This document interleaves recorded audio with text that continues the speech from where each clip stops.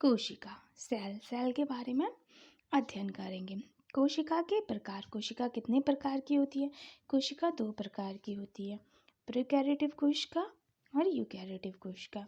Prokaryotic कोशिका, pro का मतलब होता है प्राथमिक, कैरियोटिक का मतलब होता है केंद्रक या नाभिक। प्रोकैरियोटिक कोशिका वह कोशिका होती हैं जो प्राथमिक प्रकार की कोशिका होती हैं। उदाहरण के लिए जो जीवाणु नीलहरी शैवाल में पाई जाती हैं। अब यूकैरियोटिक कोशिका, यू का मतलब होता है विकसित, कैरियोटिक का मतलब होता है केंद्रक या नाभिक। यूकैरियोटिक कोशिका वह कोशिका होती हैं जो विकसित कोशिकाएं होती हैं, जो उदाहरण के लिए जो पादप तथा जंतुओं में पाई जाती हैं। यूकैरियोटिक कोशिकाएं पाई जाती हैं पादप तथा जंतुओं में। जंतु कोशिका तथा पादप कोशिका दोनों को डायग्राम के माध्यम से समझेंगे। जंतु कोशिका में यह एक झिल्ली पाई जाती है। ये जो चारों तरफ होती है वो एक झिल्ली है, जिसे कोशिका झिल्ली कहते हैं। पादप कोशिका में भी कोशिका झिल्ली पाई जाती है। इस कोशिका झिल्ली के अंदर चारों तरफ एक द्रव भरा होता है, जो जंतु कोशिका तथा पादप कोशिका दोनों में ही भरा होता है। इसे कोशिका द्रव कहते हैं। इसे क्या कहते हैं? कोशिका द्रव कहते हैं। जंतु कोशिका तथा पादप कोशिका दोनों में ही केंद्रक पाया जाता है।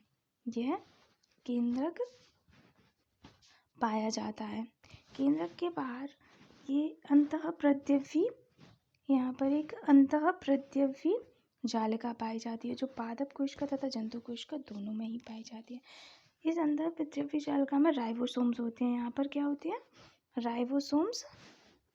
राइबोसोम्स पाए जाते हैं। यहाँ पे क्या होते हैं? राइबोसोम्स इसके अंदर पाए जाते हैं। इसमें गोल्जी काय पाए जाते हैं। जंतु कोशिका तथा पादप कोशिका दोनों में ही गोल्जी काय पाए जाते हैं।